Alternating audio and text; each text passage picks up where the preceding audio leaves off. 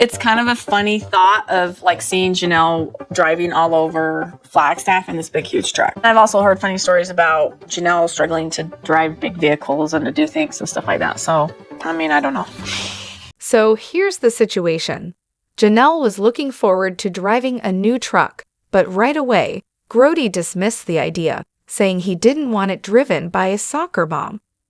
Then Robyn jumped in with some pointed comments, basically mocking Janelle about it. What's interesting is that Robyn herself has been seen driving Kody's truck on the show, which makes her criticisms feel pretty hypocritical. Instead of being cute or lighthearted, her digs came off as mean-spirited, and people noticed how awkward it looked, especially considering trucks don't have feelings but seem to be offended on Janelle's behalf.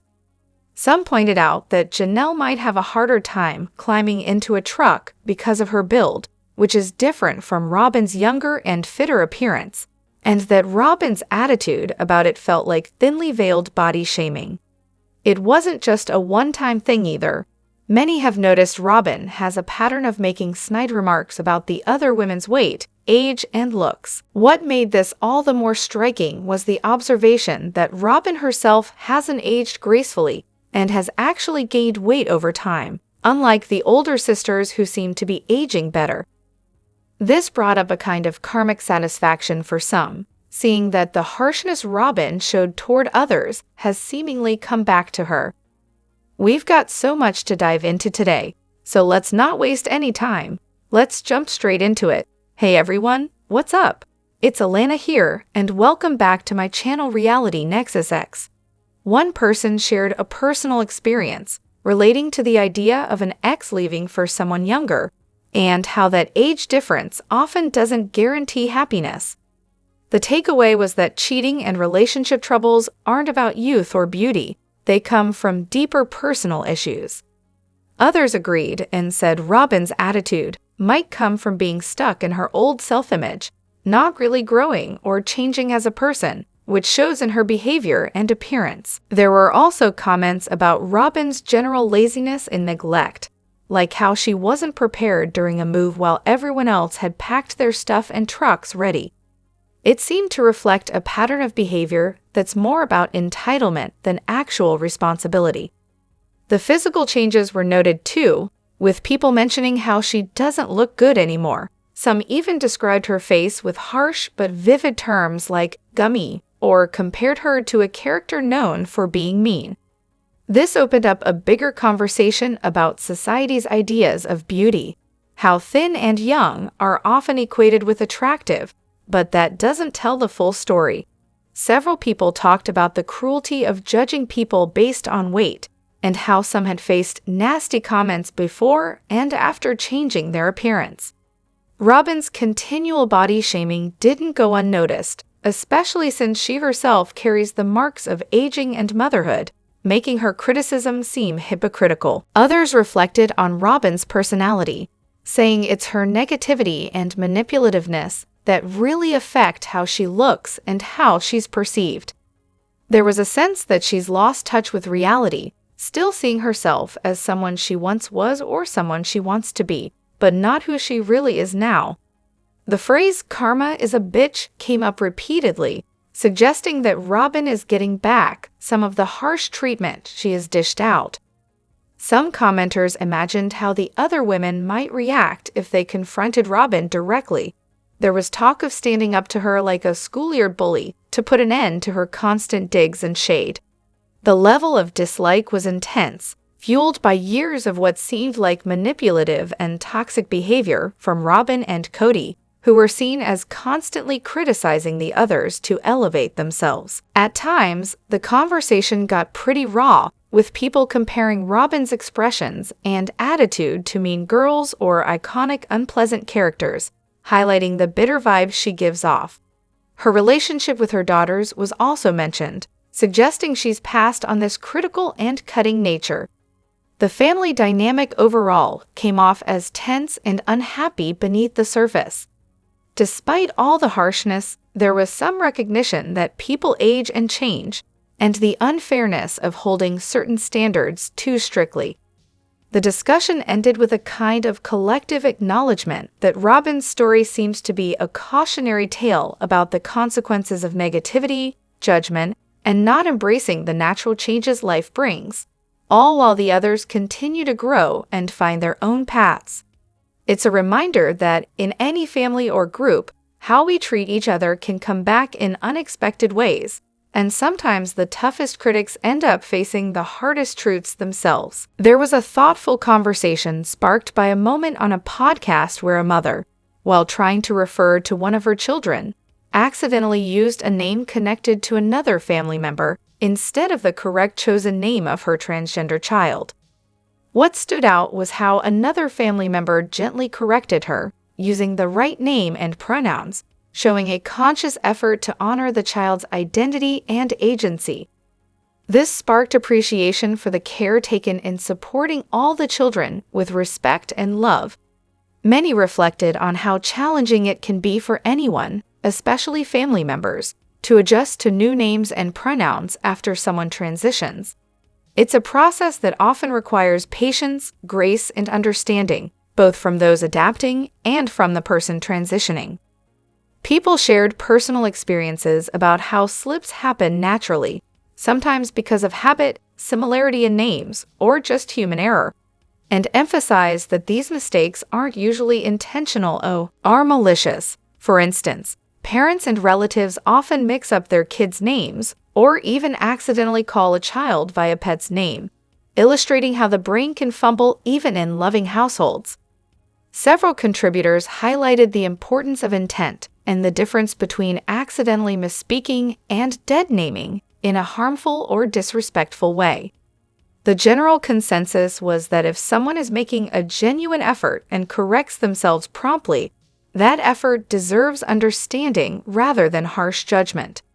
This is especially true in long-term family relationships, where names have been known for decades and habits are deeply ingrained.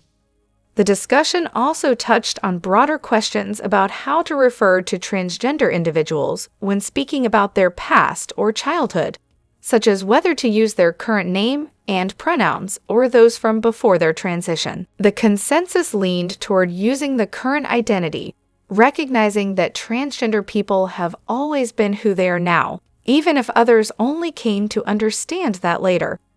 However, it was acknowledged that preferences can vary, and respectful communication depends on the wishes of the individual. In the end, this dialogue revealed how navigating name and pronoun changes within families can be complex, filled with honest mistakes and learning moments.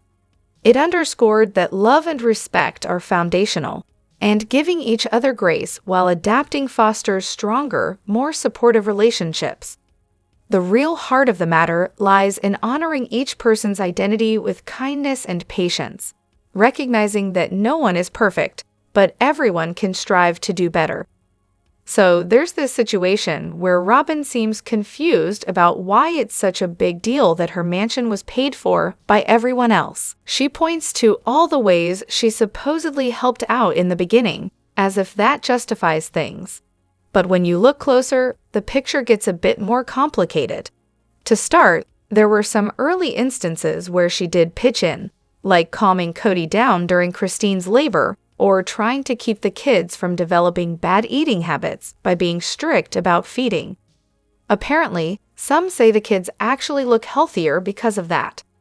On the other hand, it's noted that her food budget savings often went toward personal luxuries, like trips to Hawaii with Kody, which some feel wasn't exactly altruistic, especially since there were suggestions that TLC money might have covered some of those expenses.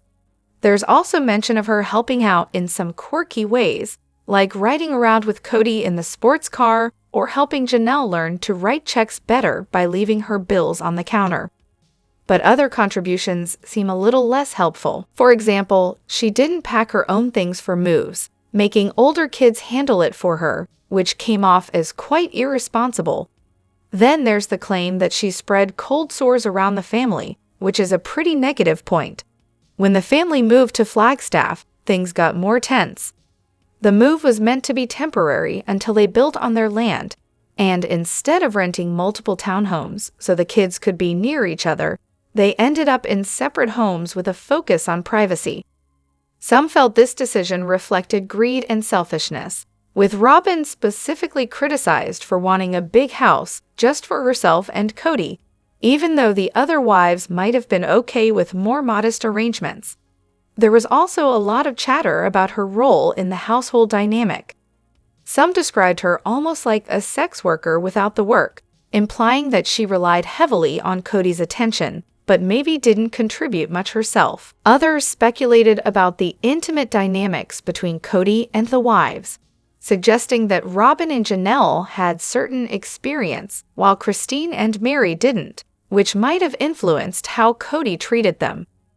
Robyn's approach to the family food budget also sparked frustration. She allegedly put up signs to keep other kids from eating food their mothers paid for once it entered her fridge, and she was careful to stretch the money by scrimping on feeding some children properly, like serving only half a chicken breast for a birthday or barely feeding the youngest kids. Meanwhile, funds were spent on fancy art, vacations, and trinkets. There's a clear tension between appearances of generosity and accusations of stinginess or mismanagement. In terms of household contributions, she reportedly started some traditions, like Valentine's Day fondue, helped the kids with spelling homework, and even took on the role of translating Kody's words to the other wives. But these gestures often felt overshadowed by bigger issues. For example, when the family tried to launch a joint business, My Sister Wife's Closet, she seemed to be the only one really invested, sometimes using emotional tactics to pressure the others to participate, yet didn't seem to handle much of the operational side herself. Some recall her claiming to have worked full-time as a single mom before the show, but details about her job are vague and questionable. There's a perception that any physical labor or financial contribution she made was minimal, and she even added significant debt early on. Despite all this, she was said to help in subtle ways, like making the turkey for holidays so Meri could rest or keeping Kody at her house sometimes to keep him out of the other wives' hair. Yet there's a strong sense that she was mostly self-interested, especially when it came to her own comfort and position in the family. Overall, the impression left is of someone who may have tried to present herself as helpful and supportive, but whose actions often contradicted that image. The complex family dynamics, the financial tensions, and personal frustrations all paint a picture of a difficult balancing act that never quite worked out smoothly. Reflecting on it all, it seems that what might have started as some genuine attempts to help eventually got tangled with personal ambitions, mismanagement, and competing interests. It's a reminder of how complicated family roles and expectations can become when resources, personalities, and responsibilities aren't clearly shared or respected. So there's this ongoing debate about Robyn, whether anyone actually likes her, or if there's some quiet group of people who sympathize with her, maybe even understand her side. At first, some people might have been neutral, but as the story unfolded, opinions shifted pretty strongly. Early on, people noticed some troubling behavior, like how she seemed to break rules that were supposedly important to their shared beliefs. There was also this pattern of Robyn drawing heavily on family resources, while contributing very little back. That alone rubbed a lot of viewers the wrong way. But the real turning point for many came when she actively prevented Meri from going to college, just so the family money could instead go toward Robyn's own priorities, like her sister wives' wardrobes. That struck a chord as controlling and selfish. Then there was the therapy situation. Robyn refused to participate, seemingly because she feared being exposed, while Kody idolized her as flawless. The recent episodes brought a clearer picture of Meri's struggle, making it even more obvious that Robyn's opposition wasn't just about control, but financial self-interest too. Some people thought maybe there was a silent group of Robyn supporters, but frankly, it seemed like no one really defended her seriously. Instead, many felt she reeked of insincerity from the start. She came across as shallow, always trying to appear skinnier, younger, and better than the others. There was that moment when she tried on clothes meant for the other wives to show off, which seemed downright audacious. Meanwhile, the original wives appeared to age gracefully and maintained their respect and admiration, while Robyn's image took a hit. From the beginning, she played the victim, while the original wives quietly held their judgments until they had nothing left to lose.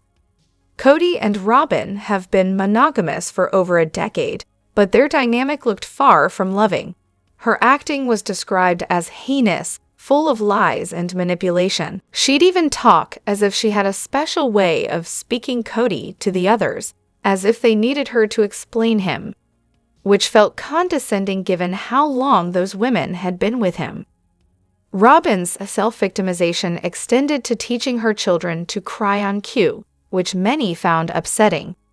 Around the pandemic years, her self-absorption seemed to deepen, though some speculated that Kody might be obsessively fixated on her in an unhealthy way.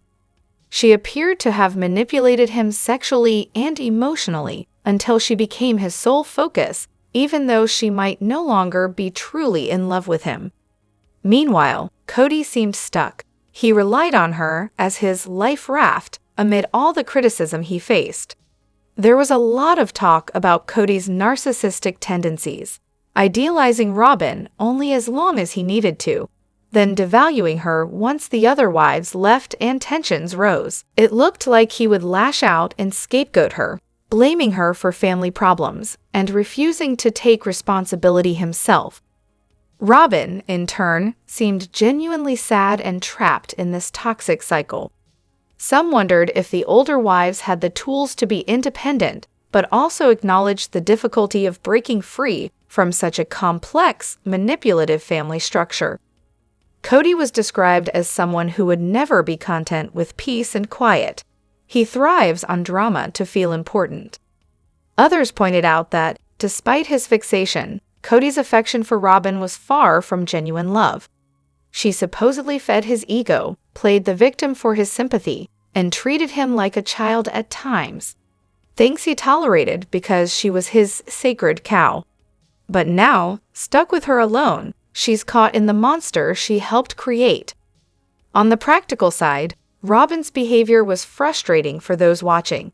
She never tried to bond with the other wives or embrace the shared family lifestyle fully. For example, instead of using the built-in support system the sister wives could provide, she hired a nanny to care for her children, showing little effort to integrate.